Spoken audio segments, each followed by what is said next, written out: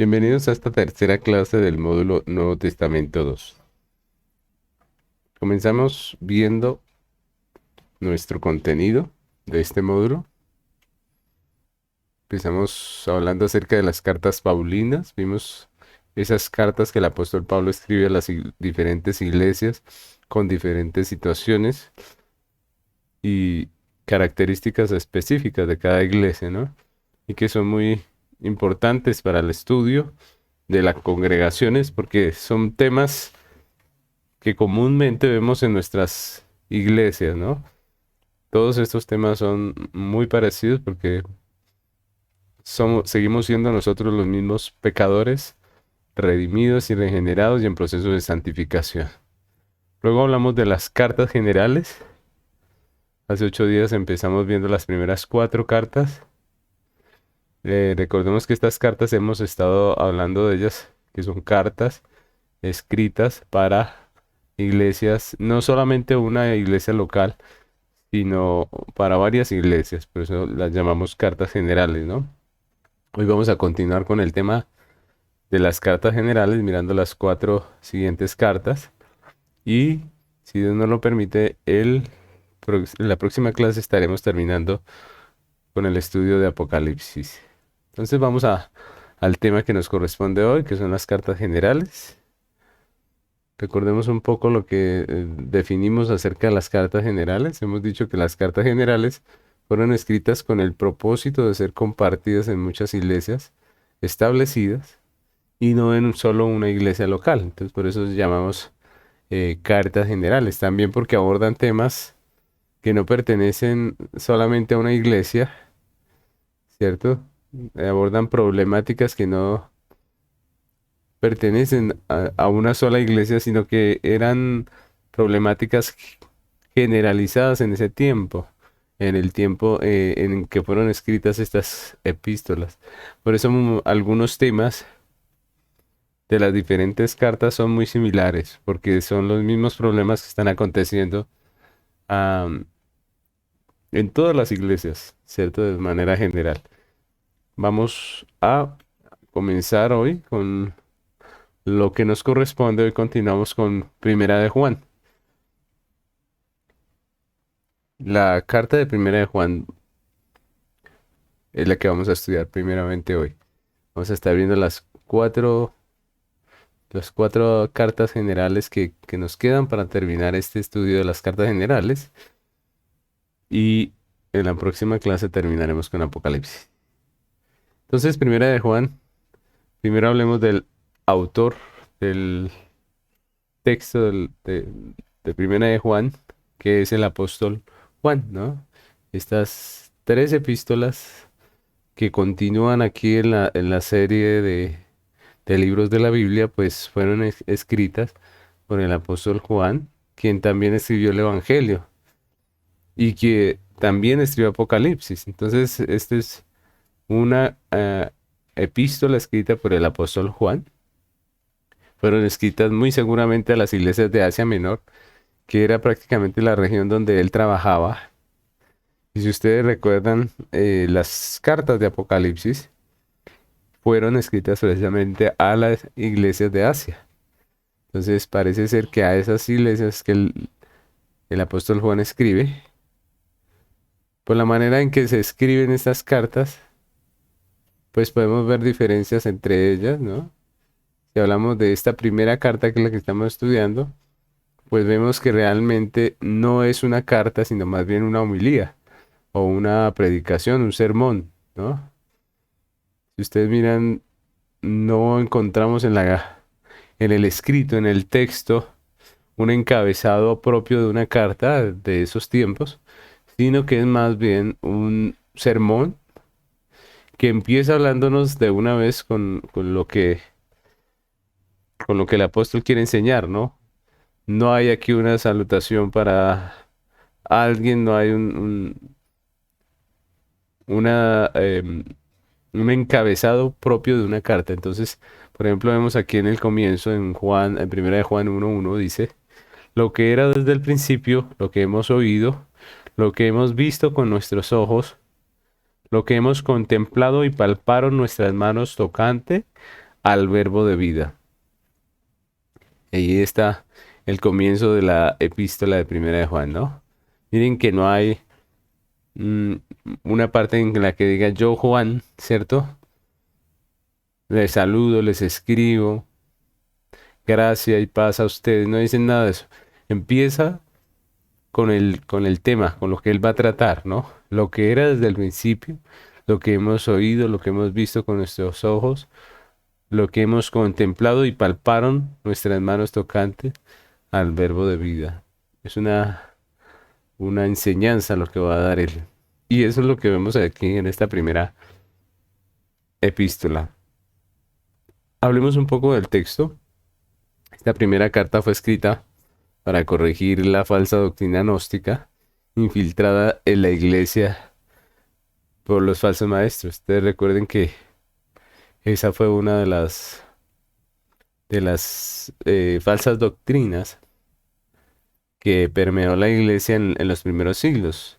En el tiempo en el que escriben los apóstoles todavía no se llamaba gnosticismo como después fue conocido, pero obviamente son los inicios de lo que fue el gnosticismo y podemos llamarlo gnosticismo porque de eso se trataba. Toda la temática de esta falsa enseñanza era gnóstica.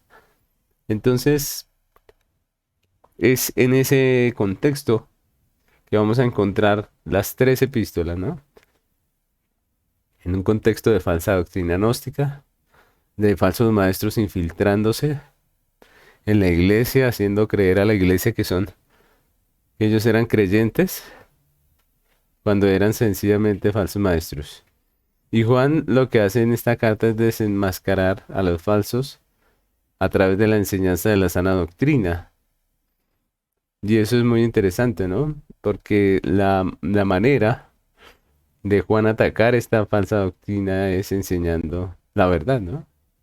Enseñando a la iglesia a identificar la diferencia entre un creyente verdadero y uno no verdadero, ¿cierto?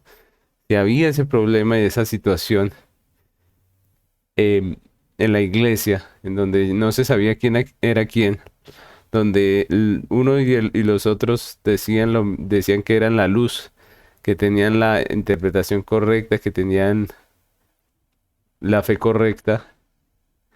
¿Qué hace la iglesia confundida y tal vez ignorante en muchos temas bíblicos? Pues ellos están confundidos allí, no saben hacia dónde inclinar la balanza, ¿cierto?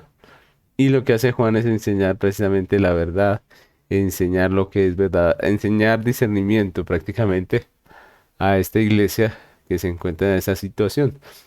Y vamos a mirar este texto que está aquí en Primera de Juan 6 y 7, 1, 6 y 7 dicen, si decimos que tenemos comunión con Él y andamos en tinieblas, mentimos y no practicamos la verdad. Pero si andamos en luz, como Él está en luz, tenemos comunión unos con otros y la sangre de Jesucristo, su Hijo, nos limpia de todo pecado. Entonces prácticamente lo que hace el apóstol Juan aquí es poner unos filtros a la iglesia para que podamos identificar lo que es verdadero y lo que es falso. Y uno de esos filtros es el que leemos aquí, ¿no? ¿Cuál es? El hecho de que hay personas que dicen, ¿cierto? Pero su vida niega su profesión, ¿no? Dice, si decimos que tenemos comunión con Él y andamos en tinieblas, mentimos. Si se dan cuenta del filtro que está poniendo allí Juan, él dice, si decimos, pero vivimos lo contrario, mentimos. La verdad no está en nosotros, no practicamos la verdad. ¿Mm? Pero si andamos en luz, como Él está en luz, ¿sí? Si nosotros decimos andar en luz con Cristo y vivimos en luz con Cristo, pues estamos corroborando que nuestras palabras son verdaderas, ¿no? Entonces miren lo interesante. Ahora, miremos que cuando Juan nos habla de andar en luz, no dice que, no nos está diciendo que somos perfectos.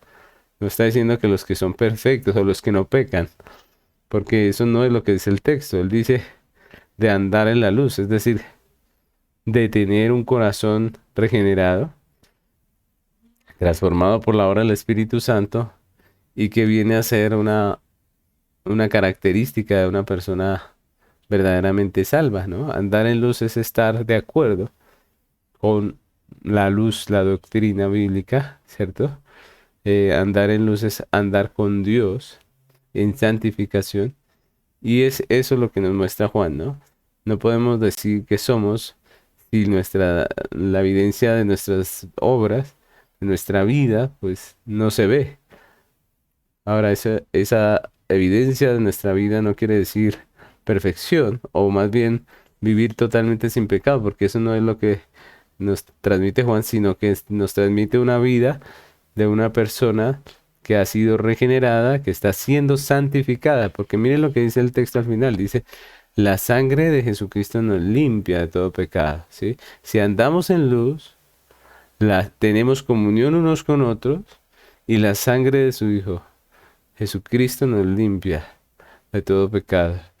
Estamos en ese proceso de santificación los creyentes y en medio de ese proceso andamos en luz, nos damos cuenta de nuestros pecados, nos sentimos mal, obviamente, por lo que hacemos mal. Y cada día Dios está obrando un proceso de limpieza, de santificación en nuestros corazones. Y es lo que nos dice Juan. Es una evidencia de una verdadera conversión, de un verdadero creyente. Entonces vemos aquí a Juan en esta carta, dándonos entendimiento y enseñándonos. Ahora, podemos dividir esta carta también en tres temas. El primero es Dios como luz. Juan comienza hablándonos de Dios como luz, empieza hablándonos de Dios como aquel de donde viene la vida, de donde viene el conocimiento, donde viene la verdad. Él es la verdad, Él es la luz, ¿cierto? Nos presenta a Dios, hablando de Él como Padre, como Hijo, como el Espíritu Santo. Y luego nos habla en la segunda parte de la carta, nos habla de la filiación divina. Y esa parte también es muy importante. Nosotros como iglesia debemos saber que en Cristo hemos sido hechos hijos de Dios. Que el hecho de que una persona sea cristiana no es una obra humana, sino más bien es una obra divina. Cuando Dios nos adopta, cuando Dios nos salva, cuando Dios nos regenera. Y obviamente, mis hermanos, cuando Dios obra en la vida de una persona, ese obrar de Dios tiene que manifestarse en la vida, pero no con hipocresía, con fariseísmo, porque eso es lo que algunos piensan. Unos piensan que si todos parecemos inmaculados, como que si no tenemos ningún pecado, pues entonces seremos vistos como verdaderos cristianos. Pero miren que Juan, si ustedes han leído esta carta, se darán cuenta que Juan nos está mostrando que un verdadero creyente es una persona sincera, es una persona que confiesa su pecado, es una persona que se reconoce pecador, pecador redimido, obviamente, pecador en proceso de santificación, pero pecador, que confiesa su pecado, que reconoce sus faltas, que le pide perdón a Dios, que le pide fortaleza a Dios, que le pide perdón a su hermano cuando le ofende. Todas esas cosas son la realidad del creyente. Y es triste que algunos toman la Biblia como queriendo decir que ella nos habla de una perfección en esta tierra, porque eso no es así. Nosotros en esta tierra no seremos perfectos eh, en nuestras obras, estoy hablando, ¿no? Ese es el punto. No seremos perfectos en nuestras obras porque nosotros somos pecadores. Estamos en un proceso de santificación que no se va a completar en esta tierra, lo que la Biblia nos muestra. Aquí siempre tendremos nuestras situaciones, tendremos nuestra lucha con nuestro pecado, es lo que nos muestra Pablo, lo que nos muestra Juan. Y lo que debemos hacer cada día es perseverar por la gracia de Cristo, descansar en el poder de Dios, clamar a Dios por su fortaleza, pero recordando que es la obra de Dios. Dios no nos llama a fingir que somos perfectos, porque no está bien. Más bien nos llama a ser sinceros. La Biblia dice que el que encubre su pecado no prospera, pero el que confiesa su pecado y se aparta, ese alcanza misericordia. La Biblia no nos llama a ser hipócritas fariseos, a aparentar una piedad que no tenemos, nos manda a ser sinceros, nos llama a reconocer nuestras debilidades, nos llama a cuidarnos. Recuerdan que dice la palabra que el que crea que está firme, mire que no caiga. Nos llama a sostenernos como hermanos, a restaurar al que cayó. Eso es la vida cristiana. Y a veces nosotros interpretamos eso como fariseo, como el fariseo, ¿no? Que piensa que él sí no mata, no roba, no hace nada malo y hace todo perfecto, cuando la realidad es que nosotros estamos en un proceso y hay muchas cosas en nosotros que tienen que ser cambiadas, que tienen que ser transformadas, y debemos más bien orar al Señor y decirle al Señor que nos limpie, que nos ayude también a ser misericordioso con el hermano que cae, que tiene situaciones también de lucha con su pecado, que quite de nosotros el corazón fariseo, orgulloso, y que nos ayude a reconocer nuestras propias faltas. Por eso Juan termina esa carta con la fe y el amor. Es decir, nos llama a una vida práctica para la gloria de nuestro Dios. Entonces, ese es en sí el libro de Primera de Juan. Y vamos a hablar un poco acerca del tema. El tema central de la primera epístola del apóstol Juan es Jesucristo, que es la vida, la luz y la verdad. Esas tres palabras las usa mucho allí el apóstol Juan en su carta, y esas tres palabras que vemos allí definen a Dios primeramente, ¿cierto? A Jesucristo, definen también su palabra, ¿no? La palabra de Dios es vida, luz y verdad. Y la falsa doctrina gnóstica, si ustedes leen un poco acerca de esa situación que estaba viendo esta iglesia, pues la falsa doctrina gnóstica había pervertido el entendimiento de quién era Cristo, de quién es Dios en medio de la iglesia. Recordemos que el gnosticismo es una mezcla de las corrientes de pensamiento griega, de filosofía griega, de judaísmo y de cristianismo. Entonces, prácticamente desdibujan la imagen de Cristo, mm, e incluso dicen, realmente los gnósticos negaban la, la humanidad de Cristo y incluso la divinidad de Cristo. Y lo que hace el apóstol es exponer la verdad bíblica, aclarando que solo Cristo es la vida para el hombre que está muerto en sus delitos y pecados, que solo Cristo es la luz para el hombre que está en tinieblas, y que solo Cristo es la verdad para la humanidad que está engañada en su pecado. Entonces, miren que el apóstol Juan lo que hace aquí primeramente con su tema central de esta carta es aclararnos quién es Cristo, ¿no? Jesucristo es la vida, la luz y la verdad. Tenemos allí un texto que es Primera de Juan 1 del 2 al 5 que dice: porque la vida fue manifestada y la hemos visto, y testificamos y os anunciamos la vida eterna, la cual estaba con el Padre y se nos manifestó. Lo que hemos visto y oído, esto os anunciamos, para que también vosotros tengáis comunión con nosotros, y nuestra comunión verdaderamente es con el Padre y con su Hijo Jesucristo. Estas cosas os escribo para que vuestro gozo sea cumplido. Este es el mensaje que hemos oído de él y os anunciamos. Dios es luz y no hay ningunas tinieblas en él. Miren cómo aquí vemos esas palabras reiteradamente, ¿no? Jesucristo es la vida, la luz y la verdad. Y él es el mensaje central, el tema central de nuestra carta, nuestra primera carta de Juan. Ahora hablemos un poco acerca de los énfasis en esta carta. Hay dos énfasis que son muy destacados en estas cartas, en esta carta específicamente. El primero es la humanidad de Cristo. Como yo les decía hace un rato, los falsos maestros gnósticos, entre todas las cosas necias que decían y enseñaban, negaban la verdadera humanidad de Cristo y decían que Él solo era una apariencia, que Él solamente aparentaba tener cuerpo. Sí, ellos creían que Jesucristo no podía tener cuerpo. Recordemos que ellos pensaban que el cuerpo era pecaminoso, ¿cierto? Entonces, al ser el cuerpo pecaminoso, ellos no podían creer que Jesucristo tuviera cuerpo realmente, según ellos, ¿no? Entonces, por eso vemos un énfasis marcado del apóstol Juan en destacar la humanidad de Cristo, en decir, Cristo es verdadero hombre. Y vemos aquí un texto en Primera de Juan, capítulo 4, versículo 1 al 3. Dice, amados, no creáis a todo espíritu, sino probad los espíritus, si son de Dios, porque muchos falsos profetas han salido por el mundo. En esto conoced el Espíritu de Dios. Todo espíritu que confiesa que Jesucristo ha venido en carne es de Dios. Y todo espíritu que confiesa que Jesucristo y todo espíritu que no confiesa que Jesucristo ha venido en carne no es de Dios. Y este es el espíritu del anticristo, el cual vosotros habéis oído que viene y que ahora ya está en el mundo. Entonces es un texto muy importante y ya que estamos viéndolo, pues aclarémoslo un poco.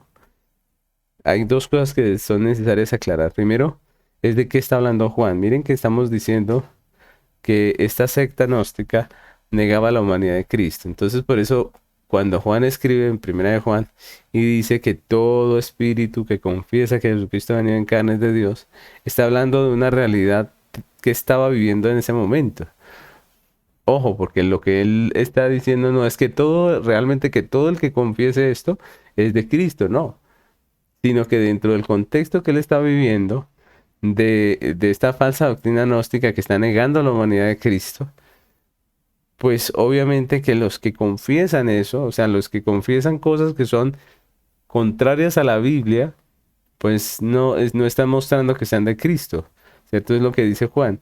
Prácticamente podemos resumir este enunciado de Juan es que los que no confiesan una fe bíblica, pues no son de Dios, ¿cierto? Es lo que dice ahí, prácticamente. En ese tiempo, ¿cuál era el problema o cuál era la falsa doctrina? Pues ese, de que Jesucristo no había venido en carne. Pero hoy en día hay muchas sectas que son contrarias a la fe bíblica y que confiesan que Jesucristo vino en carne, pero tienen otra cantidad de engaños. Entonces, eso opera igual para todo engaño, ¿no? El que profesa una fe que no es bíblica, dice, pues ese no es de Cristo. Está mostrando con su teología, con su doctrina, que no es de Cristo, lo que está diciendo Juan. Entonces, no es una clave em, in- perfecta, pues decir que todo el que confiesa que Jesucristo vino en carne, entonces es de Dios. No, está diciendo, todo el que confiesa la doctrina bíblica, pues está mostrando que es de Dios. Y todo el que confiesa doctrina que no es bíblica, está mostrando que no es de Dios. Y de ahí la importancia de la fe. Hay personas que llegan a decir que lo importante, que la teología no es importante. Y yo quisiera que meditáramos un poco en eso. Porque cuando decimos que la teología no es importante, pues estamos equivocados. Porque aquí Juan nos está mostrando que sí, que la teología define si soy o no soy, prácticamente. ¿Cierto? Recordemos que la teología es lo que yo pienso acerca de Dios. Es mi manera de entender quién es Dios, ¿no? Entonces mi teología debe partir de la Biblia porque sabemos que la Biblia es el libro inspirado que Dios dejó. Si no tenemos una teología bíblica, pues no estamos teniendo la fe cristiana realmente. Entonces por eso es importante, la teología es importante, ¿sí? Para nuestra vida. Ahora, teología no es simplemente el estudio, em, digámoslo así, formal de la Biblia como el que estamos haciendo aquí, sino el solo hecho de leer la Biblia ya es hacer teología. Ya está usted escudriñando la escritura y aprendiendo quién es Dios, ¿no? Entonces miren que sí es importante. Un deficiente estudio de la Biblia, una deficiente teología, pues asimismo genera cristianos deficientes, y cristianos que no caminan como deben caminar en la obra del Señor. Pero un buen entendimiento de la teología bíblica, pues nos ayuda y es una muestra de que somos de Cristo. Es prácticamente lo que está diciendo el apóstol, ¿cierto? Y otra cosa que es importante aclarar es el tema del anticristo. Miren que eh, Juan ya habla del anticristo allí, ¿cierto? Porque si a veces pensamos que el anticristo es simplemente un personaje que vendrá en algún momento, un pequeño diablo, no sé, o un instrumento de Satanás.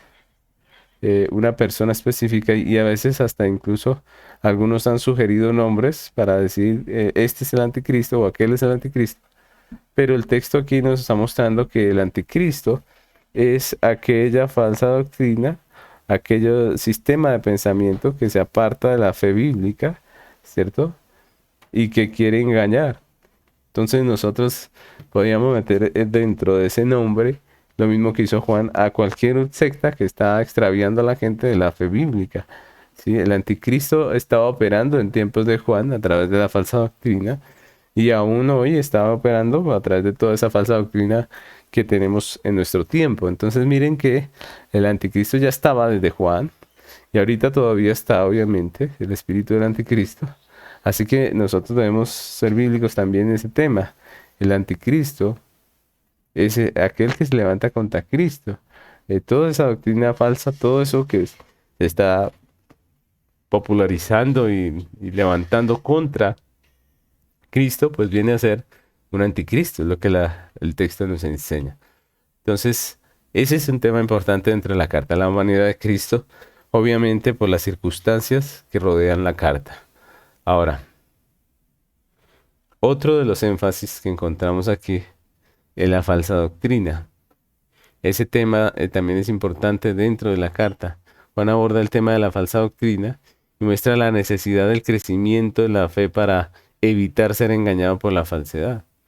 Y eso es muy importante. Miren, hoy en día, como les decía hace un momento, hoy en día para muchos la teología no es importante, pero la Biblia nos muestra que sí. La teología, el estudio de la palabra, el estudio de los textos, es importante porque es lo que fortalece la fe del creyente. Eso es realmente lo que es importante. A veces hacemos un énfasis sobrevalorado en otras cosas y no valoramos el estudio de las escrituras. A veces nos entretenemos con la música, por ejemplo, y pues la música no es que sea mala, la música es una bendición, pero es importante dedicarle tiempo al estudio, al escuchar buena teología, buena doctrina, sana doctrina, a crecer en nuestro entendimiento y comprender qué es lo que dice la Biblia, porque sólo así podemos enfrentar la falsa doctrina. Entonces, ese es un tema que también es énfasis dentro de la carta y que yo quiera que meditemos un poco en eso, porque miren lo que dice Primera de Juan capítulo 2 versículo 18 al 22, dice, hijitos, ya es el último tiempo y según vosotros oíste, el anticristo viene. Así habrán surgido muchos anticristos. Por eso conocemos que es el último tiempo. Miren, ¿cuándo era el último tiempo? Ustedes debemos comprender porque es que el último tiempo era desde que Juan estaba escribiendo esta carta, ya era el último tiempo. ¿Sí se dan cuenta? Es decir, no es, el último tiempo no es del 2000 para acá, no. El último tiempo es cuando la Biblia habla del último tiempo, habla de esa fracción de tiempo que hay desde la venida de nuestro Señor Jesucristo como nuestro Redentor hasta la segunda venida. Ya estamos en los postreros tiempos o en el último tiempo. Y lo de que el anticristo viene, lo dice Juan. Sí, el anticristo viene y ya está aquí, dice, ya surgieron muchos anticristos. Dice el 19, salieron de nosotros, pero no eran de nosotros, porque si hubiesen sido de nosotros, habrían permanecido con nosotros, pero salieron para que se manifestase que no todos son de nosotros. Miren esto, están hablando de los apóstatas, de aquellos que siendo parte de la congregación se apartaron de la mentira y del engaño, de la falsa doctrina. Dice, pero vosotros tenéis la unción del Santo y conocéis todas las cosas. No os he escrito como si ignoraseis la verdad, sino porque la conocéis y porque ninguna mentira procede de la verdad. ¿Quién es el mentiroso sino el que niega que Jesús es el Cristo? Ese es el anticristo, el que niega al Padre y al Hijo. Ahí está el tema de la falsa doctrina. Y los que se adhieren a la falsa doctrina pues son anticristos, dice allí, ¿cierto? Son anticristos, porque no están predicando la sana doctrina de Cristo, ¿cierto? Entonces miren, ahí está, vemos un poco acerca del anticristo, que más que un demonio o un personaje con cierto poder político o cosas así, más que todo eso, el anticristo nos habla de toda esa doctrina falsa que ataca la sana doctrina, la verdad de Cristo. Entonces, podemos decir que hay muchos anticristos hoy en día, si se dan cuenta. En vez de estar buscando que aparezca un personaje casi que de cine, a venir a engañarnos con poderes espectaculares, tenemos que ver que hoy en día muchas personas están siendo engañadas por un evangelio que no es evangelio, ¿cierto? Hay muchas personas que están siendo engañadas por predicadores que no son predicadores, por hombres que lo único que desean es el lucro. Y ese es el asunto, eso sí es la realidad de la iglesia, ¿no? Algunos miran hacia adelante y dicen, ¿cuándo vendrá el anticristo? ¿O quién será el anticristo? Y señalan al uno, señalan al otro. Pero no se dan cuenta que en sus mismas ciudades, en sus mismos barrios, en sus localidades, ya se han levantado muchos anticristos y que están engañando a muchos e incluso a ellos mismos. Entonces miren cómo nosotros a veces le ponemos mucha fantasía a lo que dice la Biblia y no leemos el texto juiciosos para darnos cuenta que el peligro del anticristo lo tenemos ya y que ya está seduciendo a mucha gente y que es bueno evaluarnos si nosotros estamos en Cristo o estamos siguiendo a un falso maestro que no enseña conforme a la Biblia. Es lo que debemos considerar, ¿no? Eso es lo que debemos mirar, ¿no? La falsa doctrina es uno de los temas que es un énfasis dentro de la primera epístola del apóstol Juan. Ahora pasemos a hablar de la segunda epístola de Juan. Como ya hemos dicho, el escritor de esas tres epístolas, situadas al final del Nuevo Testamento, pues es el apóstol Juan, quien escribió también el Evangelio y quien escribió Apocalipsis. Y Juan dirige esta segunda carta o esta segunda epístola a la señora elegida, así dice el texto, la señora elegida. Dice a la señora elegida y a sus hijos. A la señora elegida y a sus hijos. Es la forma en que Juan encabeza esta carta. Y cuando dice esas palabras de la señora elegida y sus hijos, si se interpreta literalmente, pues estaríamos pensando que Juan escribió pues a una familia de creyentes, ¿no? A una familia de creyentes conformada por una hermana, una señora y sus hijos. Pero también hay una manera de interpretarla, el texto. Algunos dicen que Juan está escribiendo prácticamente como en clave, ¿no? Por las circunstancias de persecución que rodeaban la iglesia en ese tiempo y que está hablando realmente a la iglesia que viene a ser la señora elegida y a sus hijos que vienen a ser los creyentes, ¿no? Entonces, esa es una manera de interpretar este texto, está encabezado, que sería una manera un poco alegórica, ¿cierto? O simbólica que usa Juan para referirse a la iglesia por las circunstancias que lo rodeaban. Y cualquiera de las dos puede ser una realidad, ¿no? Cualquiera de las dos. O puede ser que literalmente le está escribiendo a una señora con su familia, con sus hijos, o puede ser que le está escribiendo a la iglesia. De todas maneras, obviamente, sea un caso o el otro, él está escribiendo a la iglesia, porque la señora elegida y sus hijos, pues también son parte de la iglesia. Entonces, tenemos aquí el texto con el que inicia la carta, ¿no? Dice segunda de Juan 1, del 1 al 3, dice, el anciano a la señora elegida y a sus hijos, a quienes yo amo en la verdad. Y no solo yo, sino también todos los que han conocido la verdad a causa de la verdad que permanece en nosotros y estará para siempre con nosotros. Sea con vosotros, gracia, misericordia y paz de Dios Padre y del Señor Jesucristo, Hijo del Padre, en verdad y en amor. Miren cómo esta carta, esta segunda carta, sí empieza como una verdadera carta. Miren que aquí nos habla de quién escribe la carta, miren cómo se identifica el apóstol en esta carta, ¿no? Él se identifica como el anciano. Recordemos que estas cartas vienen a ser escritas por Juan en el periodo de su vejez, ¿no? Ya muy cercano al tiempo de su muerte, pero no se refiere solamente a su edad cuando dice el anciano.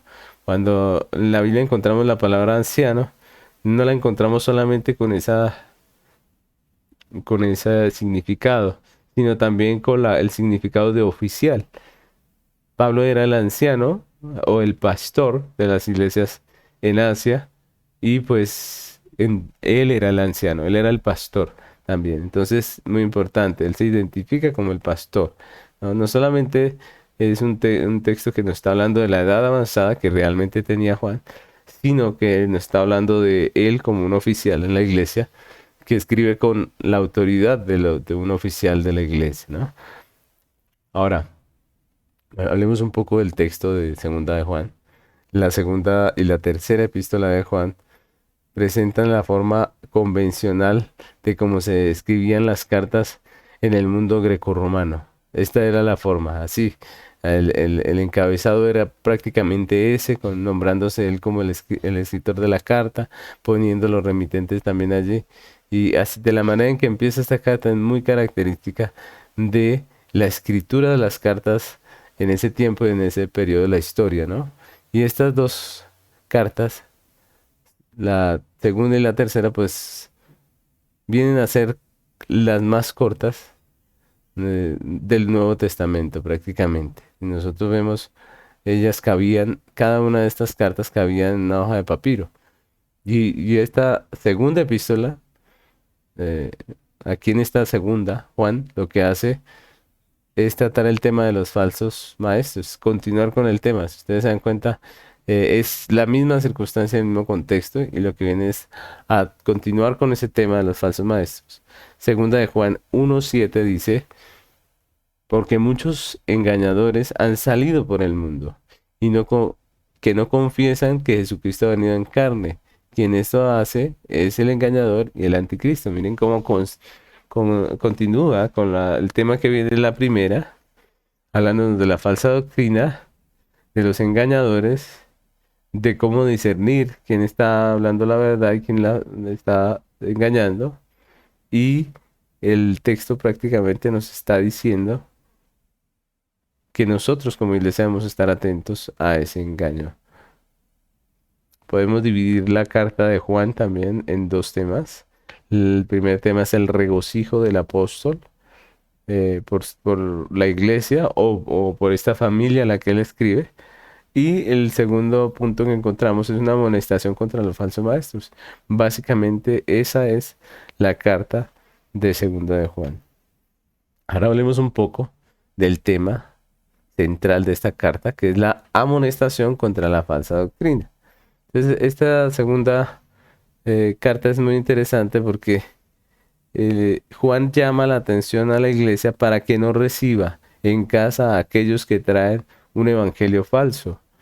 Y eso es muy interesante porque a veces nosotros pensamos que la hospitalidad debe ser generalizada, ¿no?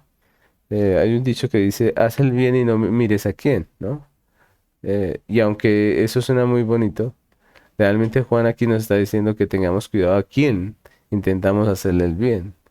Juan nos está advirtiendo que podíamos estar metiendo a nuestras casas. Recordemos que en ese tiempo habían predicadores itinerantes, ¿no? Predicadores que iban de ciudad en ciudad predicando el evangelio. Algunos eran falsos maestros y otros eran mensajeros de Cristo. Y lo que Juan está diciendo aquí es que la iglesia no debe recibir a los falsos maestros en su casa, no debería eh, atenderlos en su casa porque eso está mal, ¿cierto? Terminaríamos apoyando el engaño, ¿no? Y es lo que les dice el apóstol Juan a la iglesia en esta segunda carta. Miremos este texto que tenemos aquí de segunda de Juan, capítulo 1, versículo 8 al 11. Dice, mirad por vosotros mismos para que no perdáis el fruto de vuestro trabajo, sino que recibáis galardón completo. Cualquiera que se extravía y no persevera en la doctrina de Cristo no tiene a Dios. El que persevera en la doctrina de Cristo, este sí tiene al Padre y al Hijo. Entonces miren cómo Juan es muy claro en lo que dice, ¿no? Si alguno viene a vosotros y no trae esta doctrina, no lo recibáis en casa, ni le digáis bienvenido, porque el que dice bienvenido participa de sus malas obras. Entonces miren, aquí viene a hacer cuestionado ese principio del mundo que dice, haz el bien y no mires a quién, ¿no? Porque realmente lo que el apóstol nos está diciendo es cuidado, ¿cierto? Cuidado a quien usted intenta abrirle su casa para hospedarlo. Cuidado a quien deja entrar a su casa, eso es una realidad. Hablando de la falsa doctrina, pero también de muchas cosas, ¿no? Hay personas que dejan entrar a su casa, personas que terminan dañándole, robándole, metiéndose y dañando, destruyendo su familia. Hay personas que dejan entrar amistades que destruyen la vida de sus hijos. Y la pregunta es, ¿debemos abrir la puerta a todo el mundo? El apóstol Juan nos dice, no, tengan cuidado. Y especialmente hablando de la falsa doctrina, nos dice, tengan cuidado, no le hagan bienvenido a aquel que predica algo que no está conforme a la Biblia. Y esa es un tema central de la epístola, de la segunda epístola del apóstol Juan. Continuamos con el énfasis. El énfasis de esta carta, uno de los énfasis es la verdad, ¿no? Es un tema que vemos allí que es recurrente, ¿no? En un contexto de falsas doctrinas, pues Juan enfatiza que la verdad es el antídoto para la falsedad. Miren, el asunto no es estudiar tanto la falsedad o la falsa doctrina, sino que lo que Juan hace es estudiar la verdad, y es lo que nos presenta allí. En segunda de Juan, él resalta ese tema, dice, por ejemplo, en segunda de Juan 1 al 4 dice, el anciano a la señora elegida y a sus hijos, a quienes yo amo en la verdad. Miren, que él nombra varias veces la verdad. Dice, no solo yo, sino también todos los que han conocido la verdad, a causa de la verdad que permanece en nosotros y que está para siempre con nosotros. Estará. Sea con vosotros gracia, misericordia y paz de Dios Padre y del Señor Jesucristo, Hijo del Padre, en verdad y en amor. Mucho me regocijé porque he hallado a algunos de tus hijos andando en la verdad, conforme al mandamiento que recibimos del Padre. Entonces, miren cómo en ese pequeño texto hay 5 veces se encuentra la palabra verdad. El énfasis de la carta de segunda de Juan es la verdad, de andar en la verdad, de conocer la verdad, de enseñar la verdad, de vivir la verdad. Otro de los énfasis que encontramos en esta carta es el énfasis del amor fraternal. El amor fraternal es un tema también fuerte dentro de esta segunda carta. En tiempos difíciles como los que estaba pasando la iglesia, el amor fraternal hace a la iglesia más fuerte. El amor fraternal nos une, nos lleva a preocuparnos por el hermano que está siendo engañado, que está cayendo en el engaño. Nos llama a orar por la iglesia. A veces las iglesias tienen situaciones muy difíciles. Y la manera de responder muchas veces de los cristianos es indignándose y apartándose de la iglesia. Y esa no es una actuación correcta. Si hay problemas en mi iglesia local, pues debo ser de los que ora, de los que ayuda, de los que pone la mano allí para ayudar en medio de la situación que sea, la crisis que se esté atravesando. No podemos sencillamente coger las maletas e irnos, porque eso no es un asunto justo, no. Al revés, si usted estuviese en un problema, en una situación crítica, y todos lo abandonaran, ¿sería justo? ¿Sería bueno? ¿Sería correcto? Obvio que no. En momentos difíciles, el pastor, la familia pastoral, la congregación, los líderes necesitan apoyo, necesitan fortaleza, necesitan una iglesia firme que les apoye. Y en medio de esta situación difícil que estaban pasando, la iglesia Juan insiste en el amor fraternal. Miren lo que dice segunda de Juan, capítulo 1, versículos 5 y 6. Dice, y ahora te ruego, señora, no como escribiéndote un nuevo mandamiento, sino el que hemos tenido desde el principio, que nos amemos unos a otros. Y ese es el amor, que andemos según sus mandamientos. Ese es el mandamiento. Este es el mandamiento, que andéis en amor, como vosotros habéis oído desde el principio. Un llamado al amor fraternal del apóstol Juan. Otro, esos son los énfasis de segunda de Juan. Y vamos a continuar con tercera de Juan. Tercera de Juan, obviamente cuando hablamos del autor, pues tenemos que decir que el autor sigue siendo nuestro apóstol Juan, que escribió esas tres epístolas, ¿cierto? Pero que además escribió también el Evangelio y Apocalipsis. Y Juan dirige esta tercera epístola a un creyente y además amigo, al que él llama Gallo. Ese es un nombre griego que era muy común en ese tiempo. Y este hombre viene a ser un creyente amigo de el apóstol Juan. Y Juan se dirige a esa persona en esta epístola. Dice en tercera de Juan, los versículos 1 y 2, dice, el anciano a Gallo, el amado, a quien amo en la verdad. Amado, yo deseo que tú seas prosperado en todas las cosas, que tengas salud, así como prospera tu alma. Algunos han dicho que este podría ser un oficial, ¿no? Este podría ser un pastor de una de las iglesias.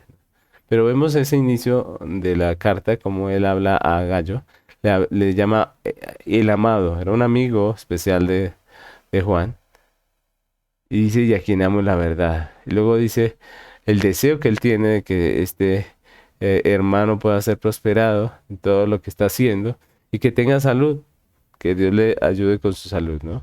Esa es la oración de Juan, ¿no? Ahora, vamos a hablar un poco del texto. La epístola es corta. Si ustedes miran esta, es una epístola muy corta. Es una epístola que es precisa, que va con un tema y lo desarrolla rápidamente y por eso es tan corta. Y también es personal, ¿no? Es para una persona. Pero como tiene el mismo contexto del que hemos estado hablando, pues continúa con el mismo objeto de fortalecer la iglesia contra la falsa doctrina. Entonces, segunda y tercera de Juan centran nuestra atención en la importancia de la verdad de Dios revelada en el Evangelio para afianzar el discernimiento de la iglesia. Ese es el centro de estas epístolas. Y nosotros vemos, por ejemplo, este texto aquí en tercera de Juan, el versículo 3 y 4 dice, pues mucho me regocijé cuando vinieron los hermanos y dieron testimonio de tu verdad. Otra vez, el tema de la verdad. Dice, de cómo andas en la verdad. No tengo yo mayor gozo que este, el oír que mis hijos andan en la verdad. Otra vez, en dos versículos, esa palabra escrita tres veces, ¿cierto? Eso nos habla de un énfasis de Juan por la verdad. En medio de una situación de falsa doctrina, Juan enfatiza el tema de la verdad. Y eso es importante para nosotros. Ahora, eso es importante porque nosotros también requerimos la verdad. Y para nosotros también es importante que andemos en la verdad. Para nuestros hijos es importante que aprendan a andar en la verdad, que conozcan la verdad. Y todo eso es la dinámica de la iglesia, ¿no? Debemos nosotros dar una prioridad a la verdad, como dice aquí el apóstol Juan. Ahora, tercera de Juan se puede dividir en tres temas. El primero es el elogio de la hospitalidad de Gallo. Gallo era un hombre que eh, era hospitalario. También la oposición de Diótrefes, un oficial que se oponía. Y luego dice el buen testimonio de Demetrio. Están hablando de tres eh, cosas específicas en las que se desarrolla esa carta. Ahora hablemos del tema. El tema de tercera de Juan es la hospitalidad a los siervos de Dios. Entonces, predicadores itinerantes viajaban, como les había contado, predicando el evangelio y requerían la hospitalidad de los hermanos. Obviamente, algunos eran falsos y ya vimos que Juan dijo no lo recibo. Pero si bien en la anterior dijo que no lo recibiera a los falsos, en esta es un llamado para que Gallo y todos los creyentes sigan recibiendo a los maestros creyentes, a los verdaderos predicadores y los hospeden. Recordemos que en la realidad, físicamente hablando, no era tan fácil como hoy. Hoy en día existe el internet, hoy en día existen muchas formas en las cuales podemos predicar el evangelio, pero ¿cómo se extendió el cristianismo en los primeros siglos de la iglesia cristiana? Pues era muy difícil, ¿no? Era muy difícil. Había que viajar, había que predicar el evangelio en diferentes regiones. No habían hoteles a la vuelta de la esquina como hoy en día, sino que era muy difícil tanto el transporte como el hospedaje. Y resulta que en medio de todas esas situaciones y con el deseo de que los predicadores pudiesen hacer su obra, pues Juan les dice a la iglesia que es necesario que ellos sean hospitalarios con los verdaderos creyentes y los verdaderos maestros.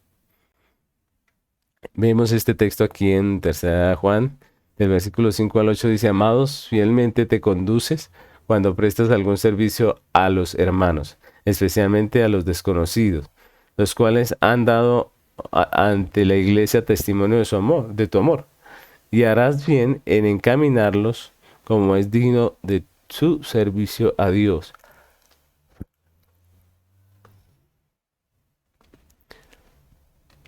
Dice, para que continúe su viaje, porque ellos salieron por amor del nombre de Él, sin aceptar nada de los gentiles. Nosotros pues debemos acoger a tales personas para que cooperemos con la verdad. Una forma de cooperar con la verdad era recibiendo a estos hombres que estaban pasando por ahí, que necesitaban hospedaje, ¿no? Para que ellos pudieran seguir adelante con su obra. Continuamos hablando un poco del énfasis. El énfasis de Tercera de Juan es el pecado de la soberbia en los oficiales. Un énfasis que vemos allí, porque Juan nos advierte de la soberbia de Diótrefes, que al parecer era un oficial que pretendía eh, tener el primer lugar, era un hombre orgulloso, que quería tener el primer lugar en todo, y que no recibía la correspondencia del apóstol, no recibía las palabras del apóstol, y debemos reconocer que los oficiales son autoridades a las que la Biblia nos llama a respetar, pero también debemos considerar que son pecadores, ¿no? Los oficiales pueden tener situaciones donde actúen mal, y allí para eso debe haber un cuerpo de gobierno en las iglesias locales, ¿no? O sea, si no hay un cuerpo de gobierno en la iglesia local, sino solo un hombre está allí encargado, pues obviamente es muy difícil. Es muy difícil hacer justicia, pero cuando hay un cuerpo de gobierno, pues se pueden tomar las decisiones y los correctivos necesarios como vemos aquí Juan está tomando. Dice en Tercera de Juan, los versículos del 9 al 11 dice, yo he escrito a la iglesia, pero Diótrefes, el cual le gusta tener el primer lugar entre ellos, no nos recibe. Por esta causa, si yo fuere, recordaré las obras que hace parloteando con palabras fingidas contra nosotros, y no contento con estas cosas, no recibe a los hermanos y a los que quieren recibirlos, se lo prohíbe y los expulsa de la iglesia. Amado, no imitéis lo malo, sino lo bueno. El que hace lo bueno es de Dios, pero el que hace lo malo no ha visto a Dios. Entonces, muy importante, hoy en día algunos piensan que los pastores son infalibles y eso es una mala percepción de la realidad. Los pastores también fallan, los pastores también tienen momentos difíciles, a veces se desaniman, ¿cierto? Y todas estas cosas es necesario entenderlas. Algunos piensan que llegar a pensar que el pastor ha cometido un acto que no está correcto es como dicen hoy en día tocar el manto del ungido y prácticamente un pastor se vuelve incuestionable y eso no es sano. La Biblia dice que nosotros debemos estar atentos para la persona que nos enseña, ¿cierto? Si él se tuerce, pues hay que hacer algo, ¿cierto? Si él está saliéndose de lo que es bíblico. Ahora, ¿cuál es la vara de medir en todo esto? La Biblia, no es lo que nos parece, no son nuestros gustos, no es nuestra afinidad que tengamos con Él, es lo que dice la Biblia, ¿cierto? Y la Biblia nos llama a corregir con respeto a los pastores. Dice que al anciano hay que llamarle la atención como a un padre, y están hablando del pastor. Por último, vamos a hablar de Judas, la epístola de Judas. El autor de esta epístola, pues es Judas, el hermano de Jesús y de Santiago. Se cree que la escribió entre los 60 y 65 Y esta carta tiene una gran similitud a Segunda de Pedro, si ustedes se han dado cuenta. Vemos allí este texto que dice: Judas, siervo de Jesucristo y hermano de Jacobo, a los llamados, santificados de Dios Padre y guardados en Jesucristo. Misericordia y paz y amor os sean multiplicados.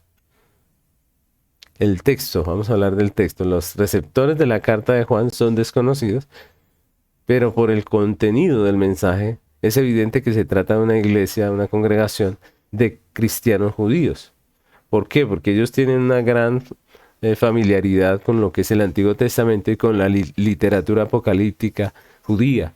Entonces nosotros podemos ver que eran personas que conocían estos temas y por eso podemos saber que son personas creyentes judías.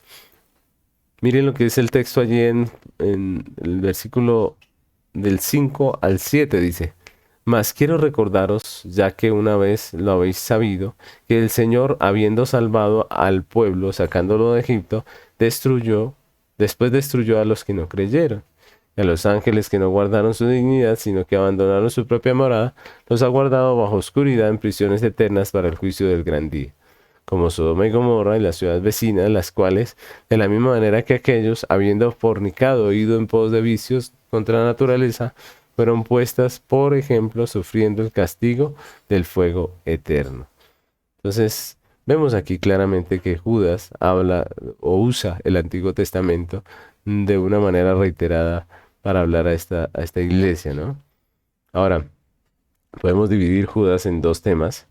El primero, que es la falsa doctrina y los falsos maestros. Y el segundo es una amonestación, o más bien unas amonestaciones prácticas para la iglesia.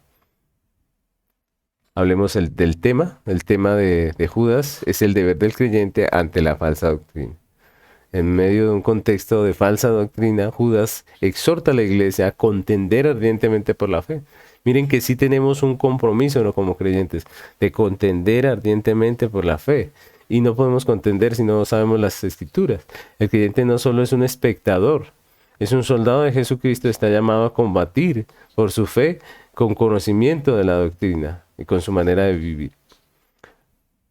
Judas 1 del 20 al 23 dice, Judas 1, 3 dice: Amados, por la gran solicitud que tenía de escribiros acerca de nuestra común salvación, me ha sido necesario escribiros exhortándoos que contendáis ardientemente por la fe que ha sido una vez dada a los santos.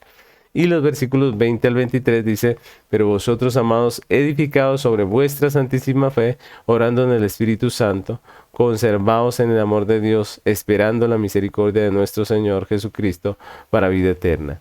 A algunos que dudan, convencerlos, y a otros salvad, arrebatándolos del fuego, y de otros tened misericordia con temor, aborreciendo aún la ropa contaminada por sus carnes. Hay un compromiso de parte de la iglesia en medio de estas situaciones de falsa doctrina. El énfasis de Judas. Uno de los énfasis de Judas es la advertencia contra los falsos maestros.